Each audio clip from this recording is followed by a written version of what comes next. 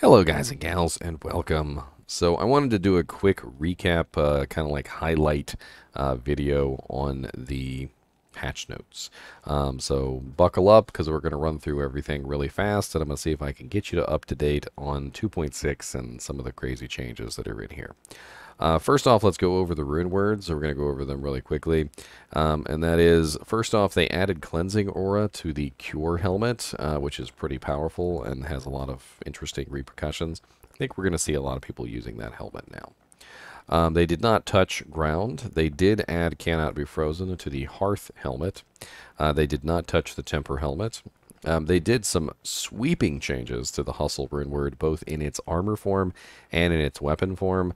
The armor form had 65% run walk, 40% increased attack speed, and all resistances 10 added to it, as well as a +6 evade O skill, which, if you're not aware, is the Amazon skill that allows you to dodge not only melee and ranged attacks, but also spells while moving.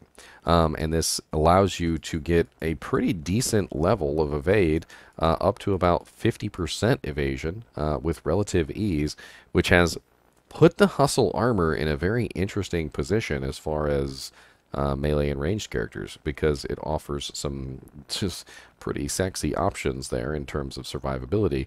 And the evasion O skill also is probably going to have some pretty wide sweeping effects on the PvP community. The weapon has been changed pretty dramatically to change it from a buff stick into something that you would actually want to put on a character. And what they've done is they reduced the level of burst of speed on striking because they did not like that people were only going to use it as a buff stick.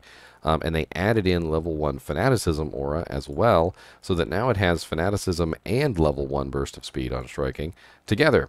Which is a very interesting way to change the weapon. This, of course, changes it into a weapon that we will probably see a lot on mercenaries, as well as players, for the free Fanaticism aura.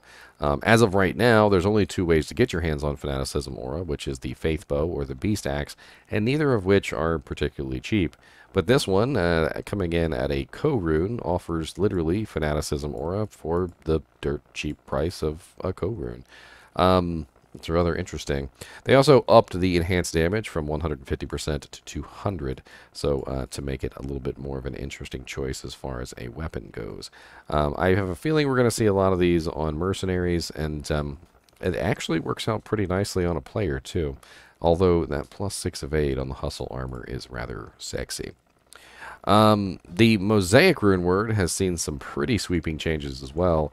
Most notably is the change from 25% chance for finishing moves not to consume charges to 50, which means that we can now reach 100% with the 2. Also, they've added in when a finisher is executed in this way, it now refreshes the expiration timer of the stack of combo charges, which means that the combo charges will no longer expire. On top of this, they also added in some other juicy tidbits like lifesteal, cold skill, lightning skill, and fire skill damage from 8 to 15%, which is pretty darn cool.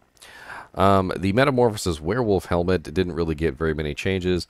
They did increase the attack rating on the Mark of the Wolf from 20 to 30%, and they also, for some reason, separated the Crushing Blow out so that it's no longer attached to the Mark of the Bear. Apparently, it's just flat on the helmet. So it's not a nerf in any way, just simply changed it so that it's no longer attached to the Mark of the Bear buff. As far as the rune words go, that's pretty much it. They did, in fact, confirm that all of the ladder stuff from last season would be available for the non-ladder players. Also, they did confirm that offline characters will have access to Terror Zones and Sundered Charms now, which is coming in 2.6. We will have a day to test this stuff out before ladder resets, because the patch will be hitting on the 15th and not the 16th, which is when the game starts. They have added in some new terror zones, the Underground Passage, Black Marsh, the Hole, the Barracks, Ancient Tunnels, Great Marsh. They took away Kura Sewers, because everybody hated it, Frigid Highlands, Abaddon, Drifter Cavern, and Pit of Acheron. As far as gameplay bugs and fixes, they've got quite a few really interesting ones in here, so pay attention. First off, they changed it so that the flickering flames resist fire aura no longer overwrites the paladin's base resistance.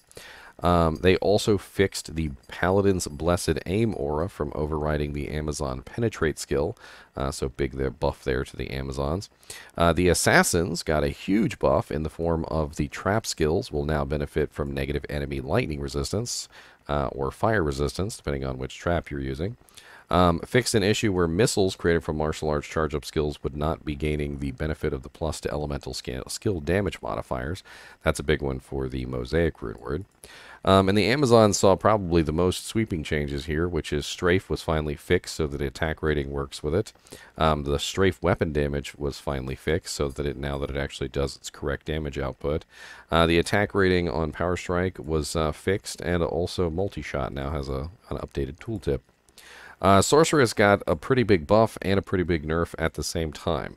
Number one, Cold Mastery is now applied at 1/5 effectiveness after an immunity is broken.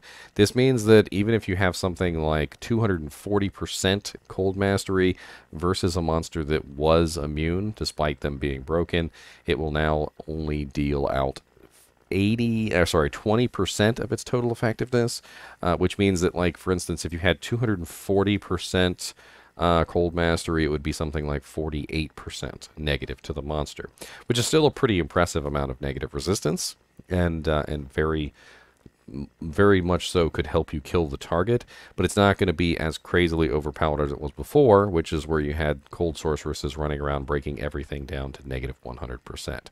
So Cold Sorceresses have seen their day in the sun, and it looks like their day in the sun is over. This other thing that is a buff was they fixed an issue where Fire Mastery's bonus to to the fire skill damage didn't apply to the additional fire damage granted by enchant on ranged weapons. So there is a specific build for the sorceress known as the Enchant Bow Sorc, usually using something like Kuko Kashaku or Demon Machine at crossbow. And what you would do is you enchant yourself and spread this fire damage through the exploding arrow skill to do massive amounts of AoE damage.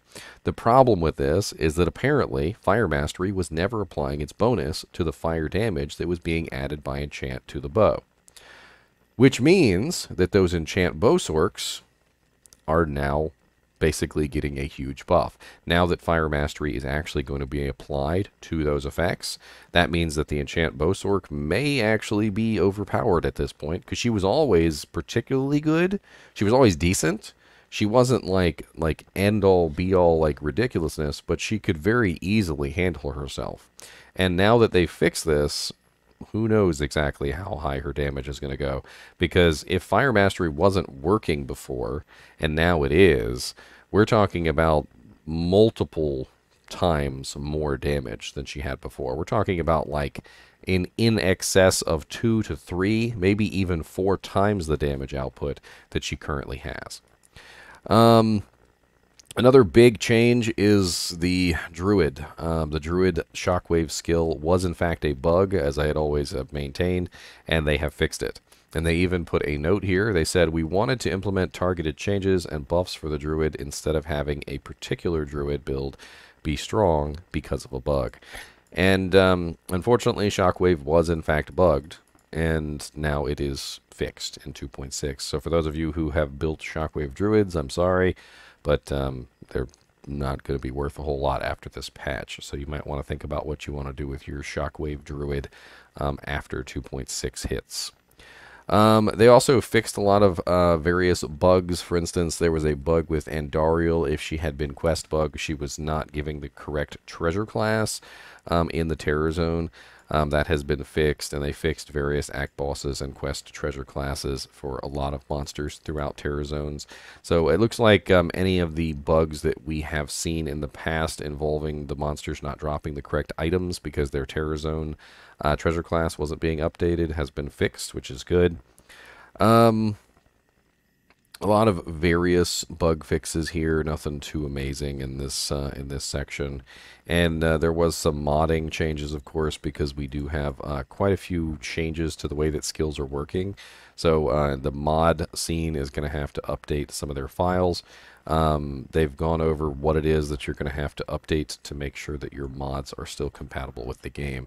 And overall, that's pretty much it. I managed to cover everything in about 10 minutes. Look at me. My videos are usually much longer than this. I will have updated and more detailed videos on a lot of this stuff. I've already actually made a video on the Cure. I've made a video on Hustle, and I've also already made a video on Mosaic. And those will be up eventually. There is a timing here for Season 3 launch. If you are looking to, schedule it out, it is going to be February 16th at 5 p.m. PST, February 17th at 2 a.m. CET for Europe, and February 17th at 10 a.m. KST for Asia. So keep that in mind if you're looking forward to getting in as soon as humanly possible, which we, of course, will be in the GGM clan. I think it's pretty much everything. As always, I do appreciate you guys and gals watching my videos, even when it's just patch highlights. And as always,